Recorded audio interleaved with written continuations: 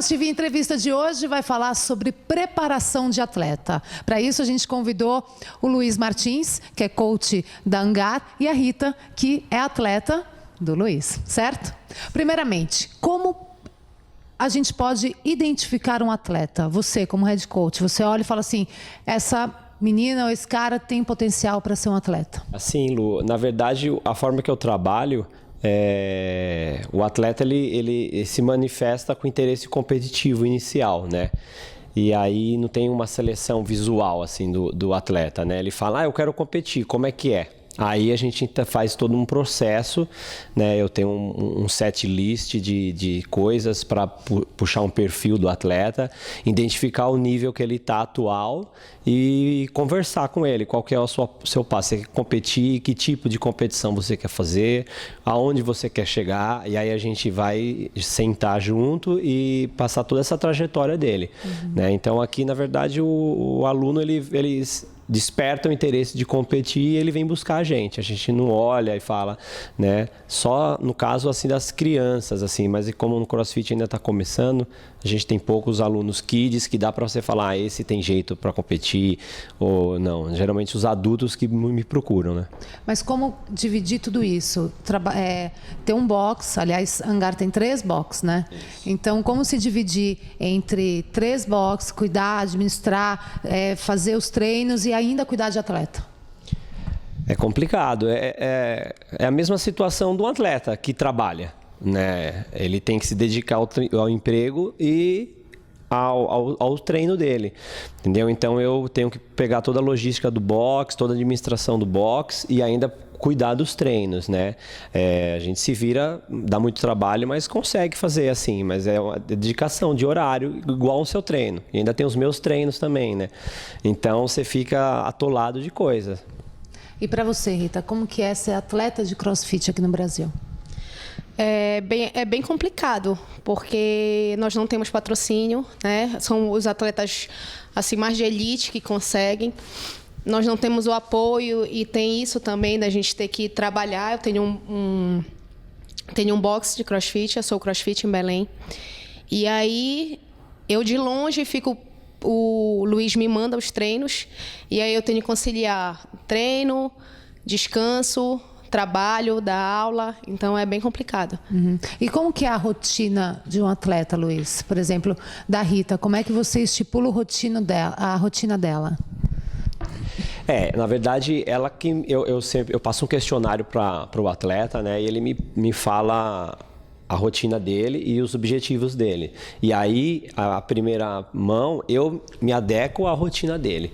Né? Porque é importante, né? O que a Rita falou, ela tem outra, ela não seria outra vida porque ela trabalha com o CrossFit, mas a gente tem outros atletas que têm outras profissões, né? Advogado, engenheiro, e não vivem do CrossFit. Então, eles não podem mudar isso para viver o CrossFit porque não é o ganha-pão deles. Então, eu procuro não mudar muito a estrutura, né? E tentar fazer um papel que vai desenvolver a capacidade dele, de atletas, o físico dele, dentro dessa rotina diária. Então, ele me fala o que ele faz, o horário que ele treina, o horário que ele trabalha, que horas que ele dorme, e aí eu tento encaixar o treino dele nessa situação. E aí, conforme for passando os tempos, a gente vai mudando toda essa rotina, conforme as prioridades mudam, as coisas acontecem, a gente vai diminuindo, aumentando, até chegar num nível ótimo pra gente e conseguir ter um resultado bom, né?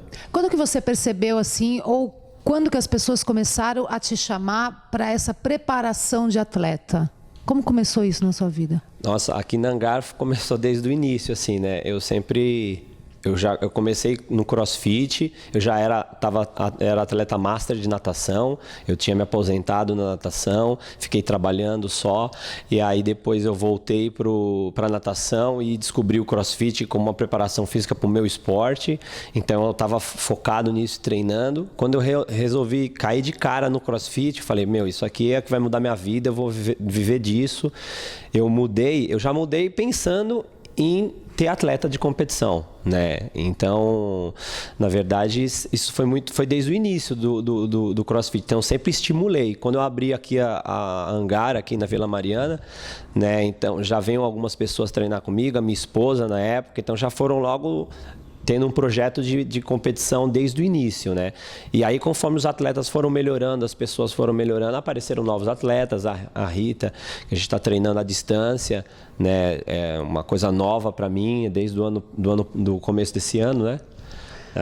De treinar atletas à distância é difícil, porque você não está o dia a dia, né, para lá, para dar uma bronca, dar um grito, alguma coisa. Então, também a gente está aprendendo junto essas coisas novas. Isso é bom, né, Rita?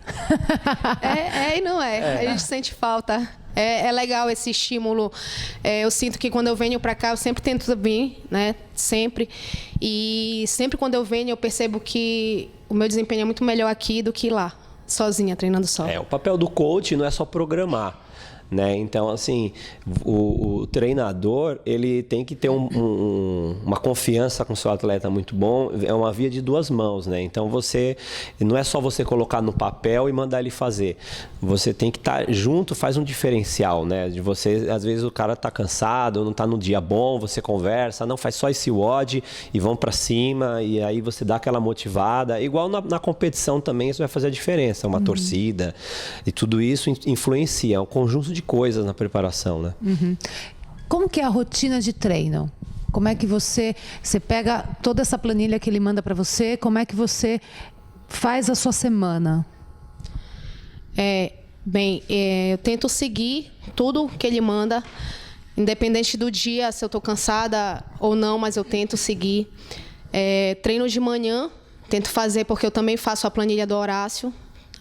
Então, eu tento fazer o LPO de manhã, e se eu ainda tiver tempo e tiver com disposição, eu termino todo o treino que ele me passa. A planilha então, o treino que ele dele não tem LPO, é isso? Tem também? Tem, só que o do Horácio é mais específico, né? E aí, se eu não conseguir terminar todo de manhã, eu passo para o segundo turno, aí eu faço o restante à tarde. A rotina do atleta, né, se você pensar num mundo perfeito, né, a rotina do atleta, ele come, treina e dorme.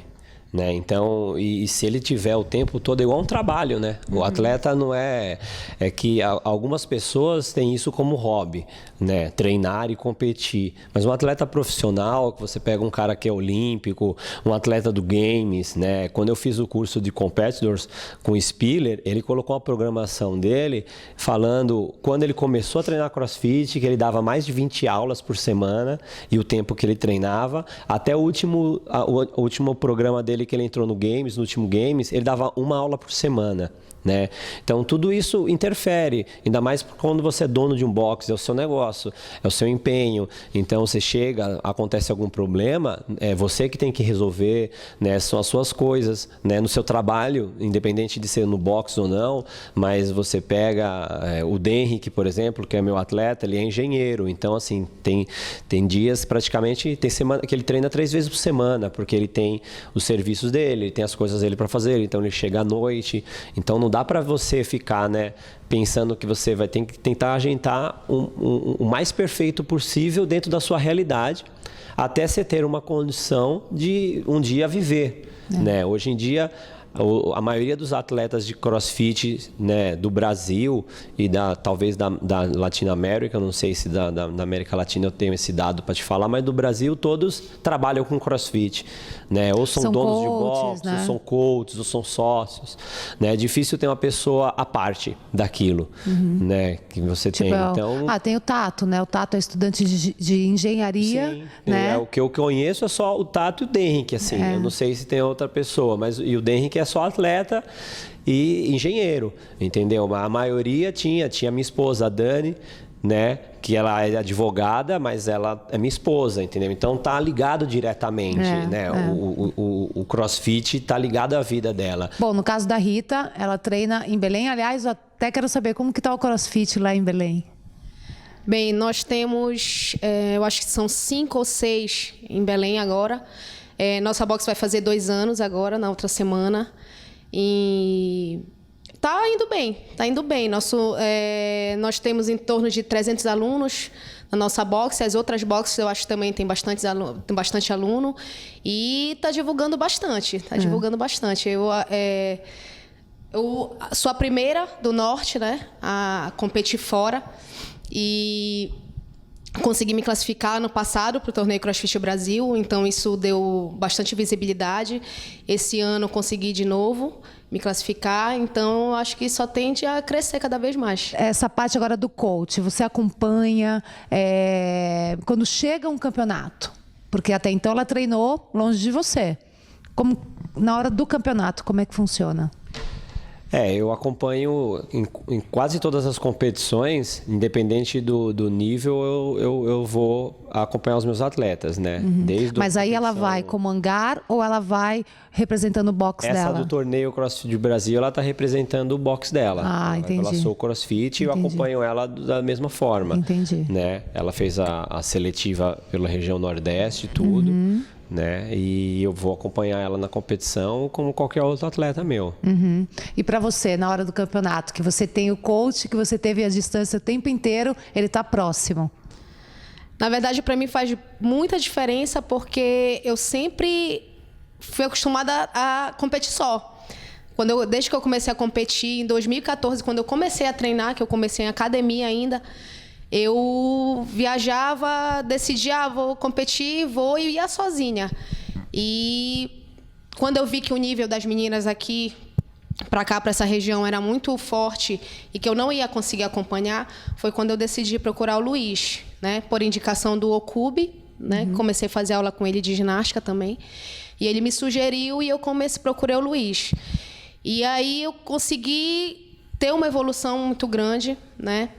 E para mim vai fazer toda a diferença estando ele do lado, porque a gente sente a necessidade de ter alguém orientando, né? A gente sente mais segurança. Então, estou na expectativa para realizar isso aí. E agora, como se recuperar de uma prova para outra durante um torneio? Porque são vários dias, várias provas no mesmo dia. Como que é a sua recuperação? Assim, na verdade, o que eu senti mais foi o torneio que eu competi mais dias, que foi o torneio CrossFit Brasil do ano passado, que foram 3 dias. Eu senti bastante, né, essa recuperação do segundo para o terceiro dia. A gente não sente muito, até porque a intensidade dos treinos é bastante alta. É alta. Então... É que chega na hora do ódio, tem psicológico, tem...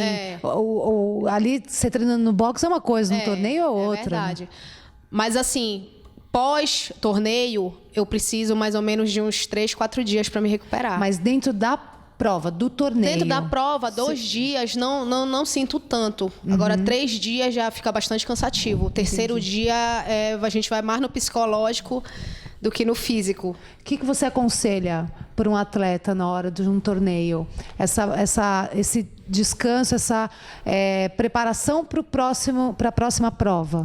Tem tudo uma logística que você tem que fazer, né? A alimentação é imprescindível, né? Principalmente na hora da competição, né? E, na verdade, a alimentação que ele já faz durante um tempo, né? Na hora da competição você não vai mudar nada, mas você tem que levar sua comida, você tem que comer, você não tá lá de espectador. Primeira coisa, o atleta tem que perceber isso, que acabou o odd dele, né? Ele não tá lá de espectador. Certo? Então, ele vai ter que levar, independente do nível da competição, a seriedade nesse sentido. Então, ele vai ter que comer, ele vai ter que se arrumar para o próximo odd, ele vai ver quanto tempo ele vai ter, né? E geralmente hoje em dia, graças a Deus, nas competições já tem uma estrutura, né? Mais de físio, de banheira de gelo, entendeu? Acabou o odd, entra na piscina de gelo. Nossa, entendeu? Já Rita. entra no gelo, 2 minutos, pelo menos... Vai ter que aguentar, porque isso vai... o suficiente para recuperar aquele na músculo. verdade, ele vai atrasar, não vai recuperar, né? Ele vai quebrar a ação enzimática, né? Ele vai dar uma segurada e vai retardar a fadiga. Não é que ele não vai descansar, né? Ele vai retardar essa produção de ácido lático toda que tem, que vai gerar fadiga, que vai dar dor, que vai deixar ele mais. Então, você entra no gelo. Você já fez esse teste? Já entrou numa banheira de gelo? Na verdade, sempre quando a gente treina aqui, o Luiz faz a gente entrar. A gente tem banheiro aqui nos vestiários. E aí? Entra difícil. Até porque a minha cidade é bem quente. Então eu não estou Rita... acostumada com frio. O frio, para mim, aqui já está frio, né? Essa temperatura aqui. Então, quando faz entrar no gelo, já faz muita diferença. E agora, o que ele está falando, assim, é essa experiência que faz a diferença, né? Por exemplo, o ano passado eu fui para o torneio CrossFit Brasil só.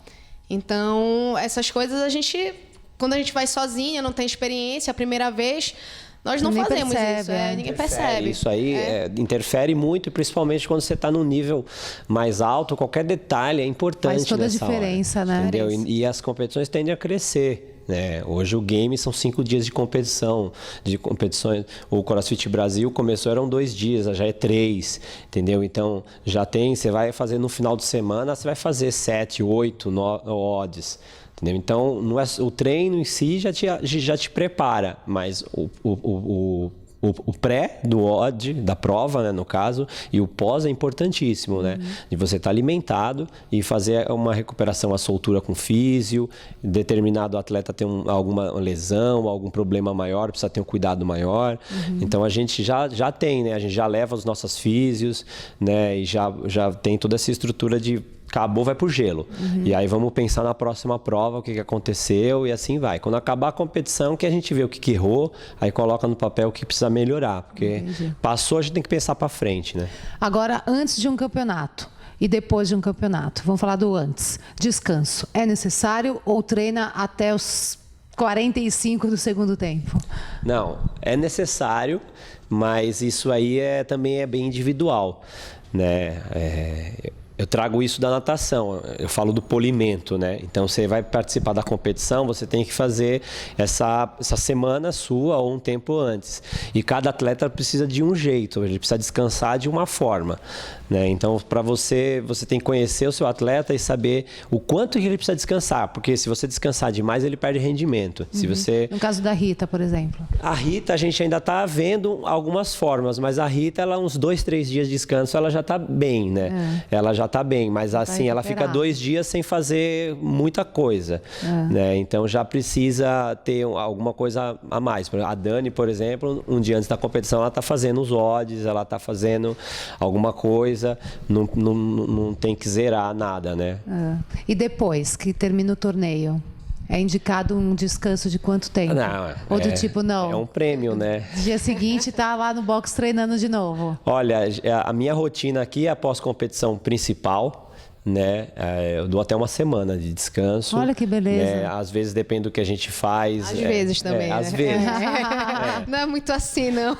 Às vezes, depende da rotina do atleta, mas também a gente fala, ó, fica em casa descansando, ele aparece aqui e quer fazer alguma coisa, né? Ele é muito, depende da pessoa, mas geralmente é uma semana. Tem atleta que tira um mês, né? A gente tem casos, o pessoal tá estressado, tem uma rotina, uma dedicação às vezes de 1 ano para aquela competição, né? E aí ele pega uma semana, um mês, isso aí, a gente vai começar a treinar depois que ele estiver feliz. Eu gosto de ver isso, quando tá contente, né? O atleta tá feliz, aí bora, vamos começar o treino, né? E tá valendo super a pena então ter um coach de longe.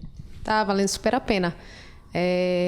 Como eu falei anteriormente, acho que evolui bastante nesses meses que eu comecei a treinar com ele. E toda vez que eu venho aqui em São Paulo, eu tento vir pelo menos uma vez no mês. E toda vez que eu venho, eu vejo o quanto é necessário eu vir mais, né? Para poder evoluir mesmo. Porque na minha cidade, ainda como está começando... Então, eu fico sem parâmetro. Eu não sei se eu estou bem, eu não sei se eu estou mal. E aí, quando eu chego aqui, treino com a equipe toda, eu vejo o quanto eu preciso melhorar ainda, quanto eu preciso treinar. Então, isso me dá uma motivação maior. Entendi. Luiz, para quem quiser saber um pouco mais sobre o seu trabalho como preparador de atleta, como é que faz para te achar? É só ligar aqui na Angar, que eu estou quase o dia inteiro. Né? Manda um e-mail, passa aqui... pela internet. Quem te procura, por exemplo, se eu, uma Zezinha qualquer, ligar e falar, pô, Luiz, eu queria muito que você me preparasse como atleta. Você tem alguma seleção ou, tipo, qualquer pessoa, você faz essa preparação? Sim, minha função é ser treinador, né? Se alguém quer ser treinado, eu tenho que treinar. Né? A gente, questão de sentar, ver a logística para ambos e o propósito de cada um, alinhou tudo isso, a gente manda ver, independente de qualquer coisa, né?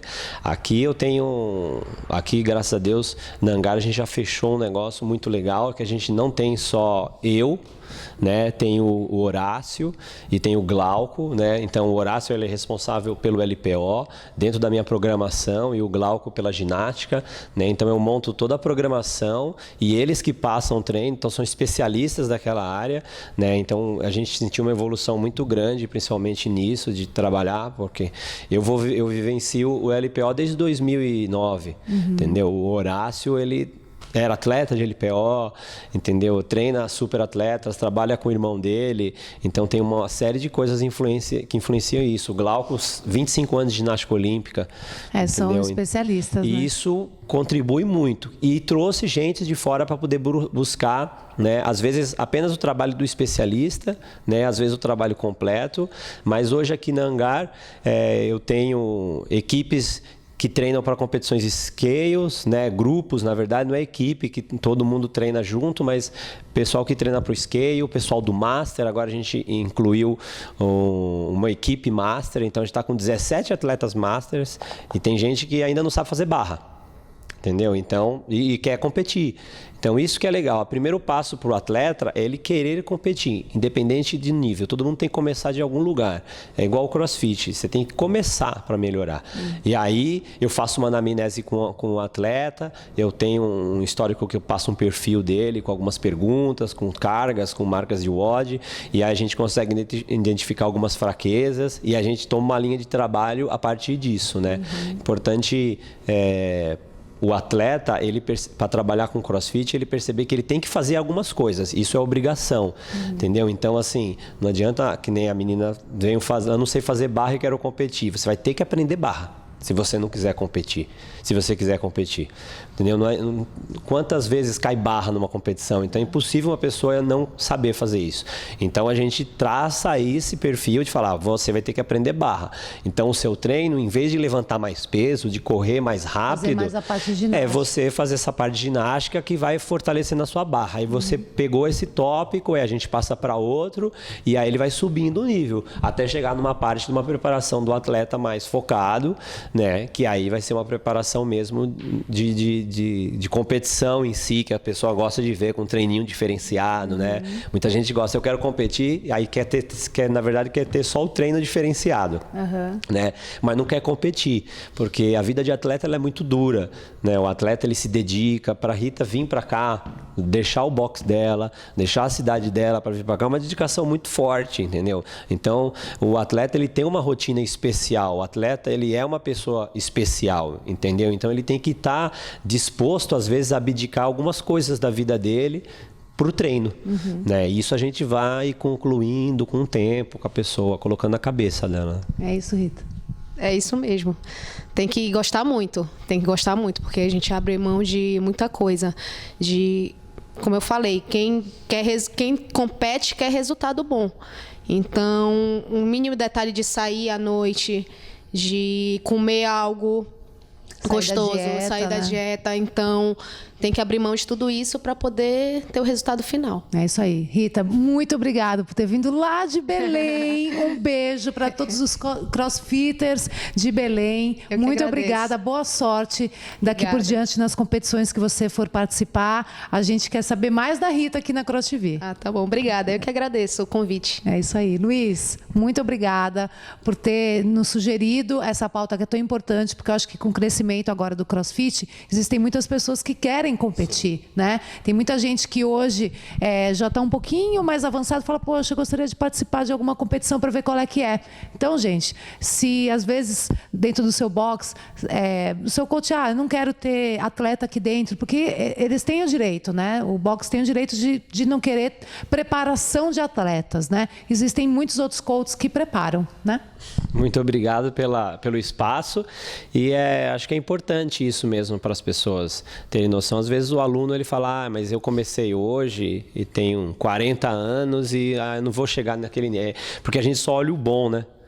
A gente não olha o bom antes começou do zero para ser bom, entendeu? Então, todo mundo pode começar. Pô, o Master tem até 99 anos. É isso aí. Entendeu? Então, é só querer e treinar e melhorar. É isso aí.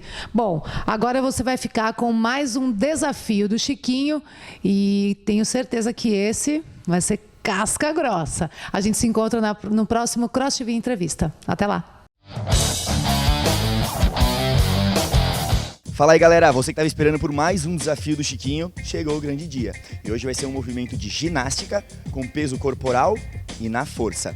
Strict Handstand Push-Up. Só que hoje vai ser uma vez o máximo de repetições. O único padrão de movimento que vocês vão ter que se preocupar é extensão do cotovelo. Não tem que ficar se preocupando em encaixar a cabeça, em perna, não tem problema. O objetivo é extensão, flexão, extensão, flexão. E tem outro detalhe muito importante. Quando a gente fica de ponta cabeça fazendo handstand push-up, toda a pressão que a gente gera é na cervical. Então algo que eu sempre utilizo, pessoal, é um abmatch. A gente tem que ter uma proteção para nossa cervical. Então eu só faço toque e volto. Eu não fico batendo no abmatch ou batendo a cabeça no chão. Então isso tem que ser levado muito em consideração para você não se machucar, tá bom? Então vamos agora fazer o exercício na força, o máximo de repetições. E aí, quantas você acha que eu vou fazer? Responde agora, antes de chegar no final. Não vale passar no final do vídeo, quantas eu vou fazer? E você? Bora pro meu desafio então. Fui!